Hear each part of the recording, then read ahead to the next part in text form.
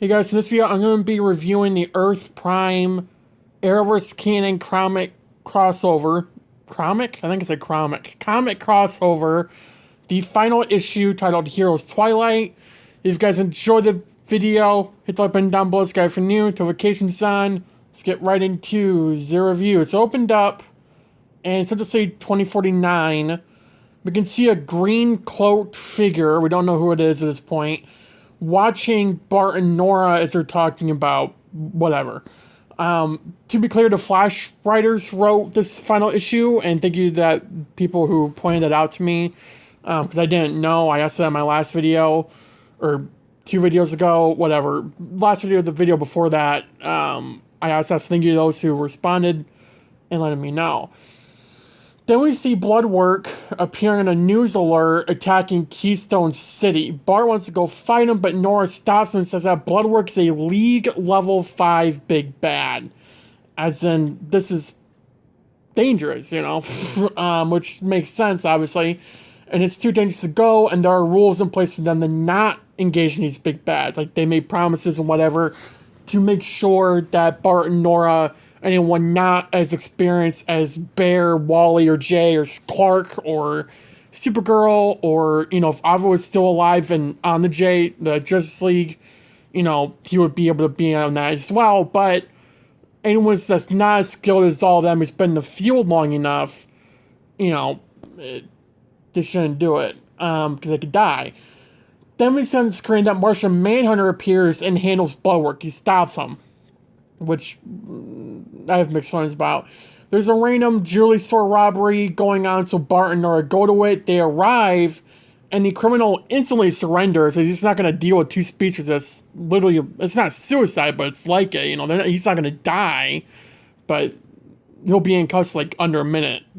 Knowing Nora and Bart, it'll take forever trying to figure out what to do, but that's what that was.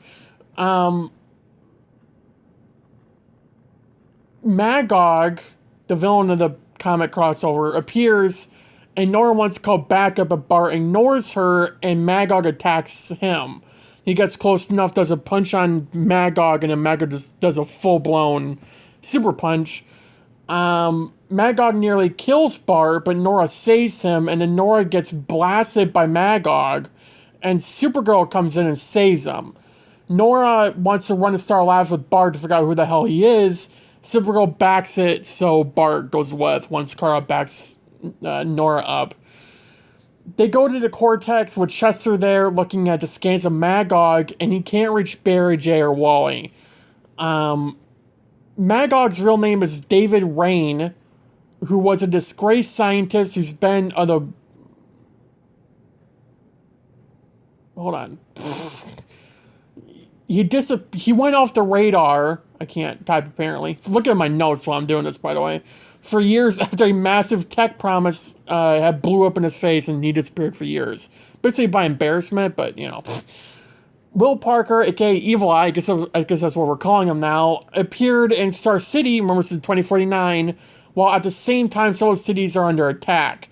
Bart and XS go to Star City, and it shows Mia as the Green Arrow, in her suit that we've seen her in this entire time, and she has a metal arm. I think it was her left arm, the drawback arm that she uses. If you don't know what drawback arm is, you put there on the bow, you draw it back. I know that because I know archery, and I love archery, and yeah. But Mia is left-handed, so her bow's in her right hand, and, you know, kind of opposite to Oliver's.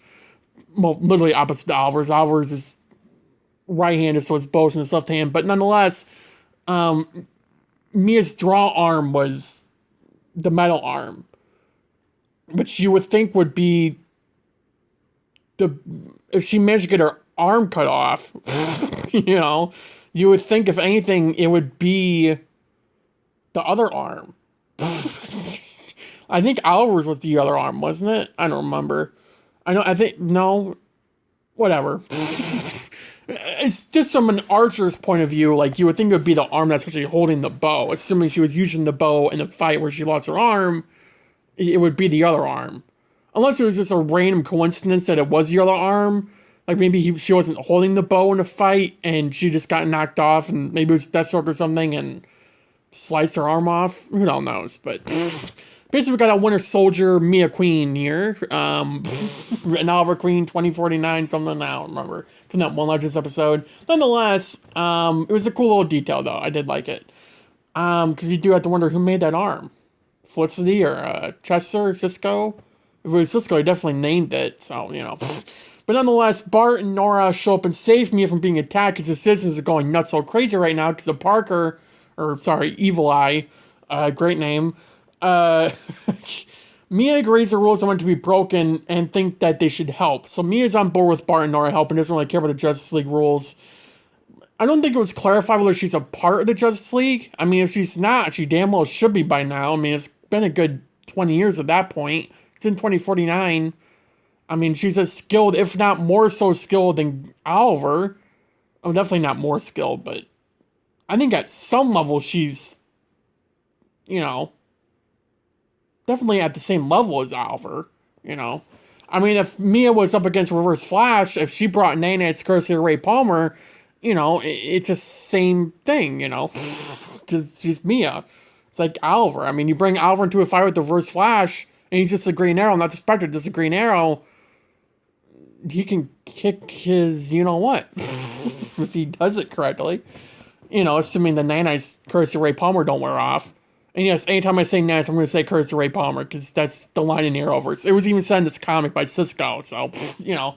But nonetheless, Mia takes down Parker while Bart and Nora hold back the people. Then Mia disappeared in a green smoke cloud. Then Adam, Ryan Choi, shows up and is being a total, like, jerk, pretty much. And then the real Ryan Choi shows up and it's revealed that the jerk one is Clayface. So, you know. Adam takes down Clayface, then Ryan Choi disappears in the green smoke cloud like Mia did.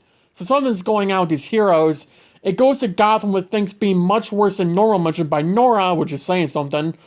And there's people throwing a fake Batman off a rooftop, which looked like a very comic-accurate Batman suit. Probably why it was in the comic.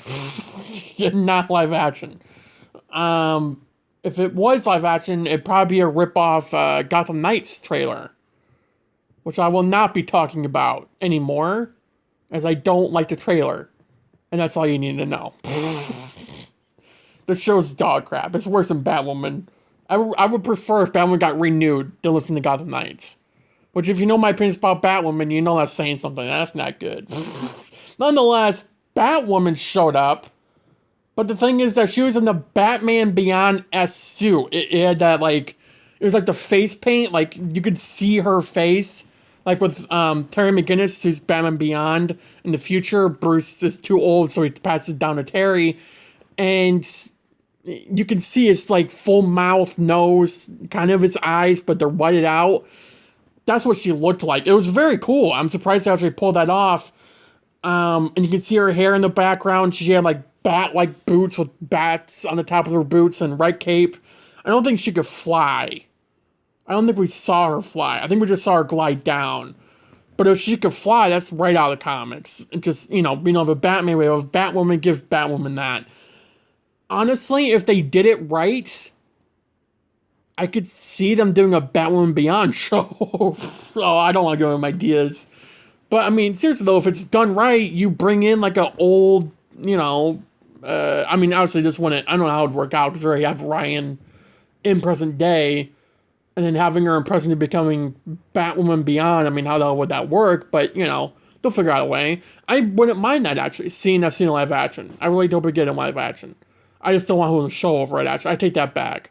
Put it in a Flash Season 9 crossover event where he goes to the future in 2049 and sees Ryan in that suit. In live action. I like it. I think GVC would too. Because I know she wants to come back. So I think it'd work out well if she got that suit. Just saying. But nonetheless, the evil Superman from John Henry Irons Earth, which we learned about in the first issue, which I reviewed about 2 months ago. Yes, I'm aware I'm 2 months late. Sue me, bite me, I don't care. For all three, I guess. I've said 2 inappropriate jokes in the last 2 videos straight. I don't know why. I think the last video was Needle's needle went into someone else's needle. I didn't realize I was inappropriate until I said it, and I think the thing that I just said before that, I don't remember what I just said, honestly, was inappropriate as well. Not heavily inappropriate. I mean, it's not like I'm saying, blah, blah, blah, blah, blah. But, yeah, nonetheless, I'm just gonna move on. Evil Superman appeared in Gotham, and Batwoman vanished in the same green smoke as Mia and Ryan Choi did. So that's 3 heroes now that are gone to the green smoke. Then it goes to Kara being the living crap on a Magog, and people start gathering watching this fight, which is exactly what he wanted, and he blasts Kara with kryptonite, and then she vanishes in the same green smoke as Mia, Ryan Choi, and Batwoman did. Bart and Nora go to get Clark, because, I mean, you need powers to fight evil Superman, right? Now, why didn't they go to Steel, or Steel, I don't know. Because Steel obviously beat the living crap out of Superman in the past episodes we've seen, so he can take care of his own. Or Jordan, or Jonathan. Well, not Jonathan, Jordan. I mean, Jordan has powers. I'm assuming in 2049, either A, he's dead, or B, he's married to Sarah. Please, I cannot express enough how much I want a show after Superman Lois is done, based 20 years in the future, with Jordan and Sarah, and it's called Superboy and Sarah. I would just love that, because I love Jordan and Sarah together. The 2 actors, they just play the hell out of those characters. Very well done. And it's honestly the only thing that I'm looking forward to in the season 2 finale, besides the dig thing, because we all dig the dig stuff. That does not sound right. What is wrong with me? Whatever. The point is, I am a big Jordan-Sarah shipper. I don't know what we're shipping them now. Jorah. Let's just go with that. Hashtag Jorah in the comments, everyone. Let's get that trending on Twitter. Hashtag Jorah. No one's gonna understand what the is going on, but, hashtag Jorah. Jordan, Sarah. Yeah, that's right. Jorah. Jorah. Right? Sarah, you have the R-A-H, and then Jordan, you have the Jor, you have the J-O-R, Jorah, hashtag Jorah, just like hashtag Chegra, hashtag Chegra. I am a big Chester and Legger shipper, so, and also Felicity sue me, and West Allen's is, make Barry be with Meena for all I give a crap, but nonetheless, hashtag Jorah, put that in the comments. For those who are still watching this video and not totally cringed out by my content already. Like I'm about to be in 2 minutes. Nonetheless, Clark mentioned how he faced off with Lex countless... What? Clark mentioned how he faced off with Lex the first time... I know I put countless in my notes. He was much younger, and Clark had saved Lois from a falling helicopter that day, and now it's his debut as Superman. I wish we got that in live action. I think they could have done that in season 1.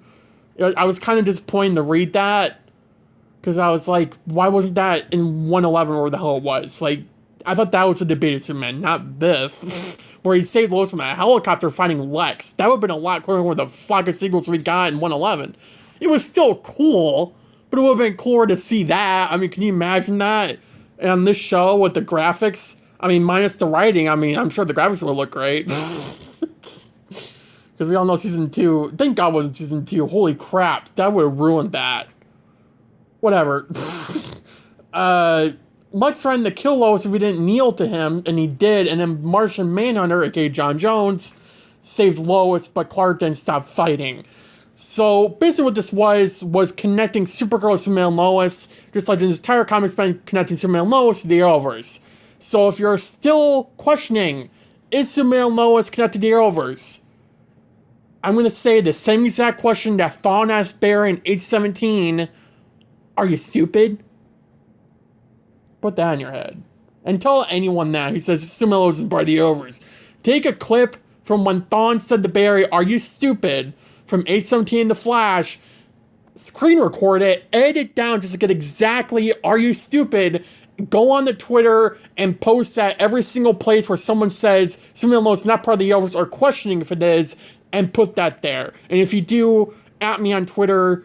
You can find that in the description down below. And while you're at it, follow me because I need followers. So, nonetheless, let's continue with the I don't know what this video is anymore. It's like gone on for like 20 minutes. I don't, blah, blah, blah. Bart and Nora, go to fight Magog. All the heroes return. The green-cloaked figure was in the Kent farm watching all this. So, you know, at this point in time, I think we kind of know who it is, but we don't 100% know. I know, thanks to Twitter for spoiling it for me. Thank you. It shows an image of Barry taking down Thawne in a public street while people were cheering him on, but Magog felt unworthy because they were too busy dealing with their big bads than the actual people who need saving. Apparently, Magog's family had died in the fire, and none of the heroes were showing up because they were busy saving the world and saving dozens of hundreds of other people. It's like that thing that I keep on saying with these shows. You see one group of people being saved, but you don't consider that there's someone else in danger right now that they can't possibly go to unless it's like Barry or Carr or Clark, if they're not dealing with an enormous threat like Thawne or Talro or, you know, whatever Supergirl's villains are. I don't really care, but you get my point. That's what we're looking at. The green-cloaked figure looked very comic accurate to the Spectre. It didn't look like Oliver's Spectre. It legitimately looked like he had a bone face and it was just like gray arms. It looked very comic accurate to the Spectre in the comics. If you don't know him, look it up. It looks very comic accurate from what I remember, at least. I didn't actually look it up, so I don't actually 100% know. But from last much of the Spectre in the comics, it looked exactly like that. So that's why I brought that up. The Spectre, figure, whatever you want to call him, brings in Supergirl, Wally, Meena, Batwoman, both Adams, Batwing, Hawkman, Hawkgirl, Martian Manhunter, the guy from Earth X that has light powers. I don't remember his name for the life of me. Captain Cold, and some others. There was one other person I didn't recognize. I don't know, I said some others. I could have said that one person I didn't recognize, but you know what I mean. Then Chester's back as well. Barton will help take down the big bads. Chester put Magog on a level 52 big bad threat. I know that was an over-exaggeration, but that makes level 5 seem like nothing.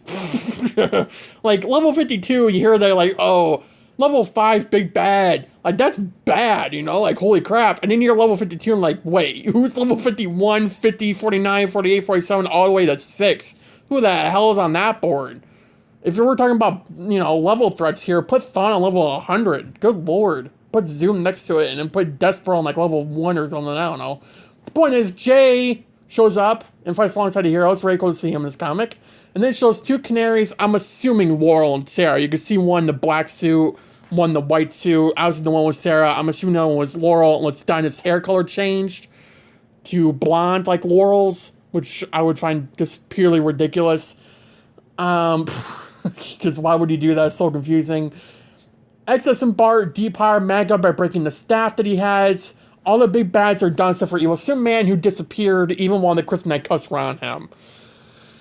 Carter flies off to the Hall of Justice and sees everyone. Black Lightning, Clark, Ray Palmer, Sarah, Barry, Wally, Jay are all there. Barry, Wally, and Jay were watching Nora and Bart fight. The Spectre, aka Oliver Queen, appears and said that they must be ready for what's coming. So that's going to be continued. I hope in live action, because I want Oliver back. Then it goes Starseed 2022 and argues with Cisco, Camilla, and Tina from Iris' storyline season 8 that we don't really care about. And there was an attack in Argus, and most of the villains were about to leave except King Shark, whose sentence is almost up after he helped some quote-unquote killer whale lady. I don't know what the hell he's talking about. I'm assuming it's like an Armageddon reference where Ryan said we helped take down a special lady in red. Because it's like Red Death, but a lady. Maybe this is a whale killer, like King Shark, but it's a whale. That's a lady. I don't know. If there's a whale that kills people in the comics, let me know. If there's a whale that just randomly, that's a Flash villain, that just kills random people for zero reason, let me know. Thank you. Or a killer whale took over a lady. I don't know. It's Central City. Who the knows what's going on there? But nonetheless, I wouldn't be surprised if that's how it goes. Camille locked down Argus. Cisco and Tina fight the villains. Cisco gets knocked down by Girder. And then Weather Witch, Dr. Paralysis, which I've never heard of, and Girder all go after Tina. Then Cisco comes in the giant suit that's like 12 foot tall. And defends Tina, Cisco Pirate, Psycho Pirate was taken down but is masked into a cell, and then it's revealed that Bloodwork is missing and will be continuing to Flash Season 9.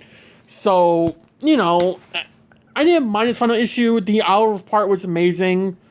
The crossover itself was good. I wish it was on live action instead of comic, because I would have loved to see, again, Ryan in that Batman Beyond type suit. I would have loved to see Mia with that metal arm. Cisco probably would have used some Marvel reference, probably, if he was there. It would have been cool to see Oliver in live action as Spectre. Who knows? 5 Shade 20, you know? Watch it be Wally or someone not important to the storyline, but you know what I mean. If it's Oliver and it's not Oliver, I'm going on a rant Wednesday night, so make sure you watch out for that. If I put rant in my title, you know why. And it's because Oliver didn't show up. Nonetheless, thank you guys for watching. Again, let me know in the comments down below what you thought about this issue and this comic crossover. I really did enjoy it. I think it could have been a little bit better here and there, especially if it was in live action. But at the same time, I think it was better this way to bring people back that we wouldn't have gotten if it was on live action. So, like Stargirl and all them. But nonetheless, thank you guys for watching. Have a good day. Have a good night. Stay safe. And I'll see you guys next video. Bye, guys.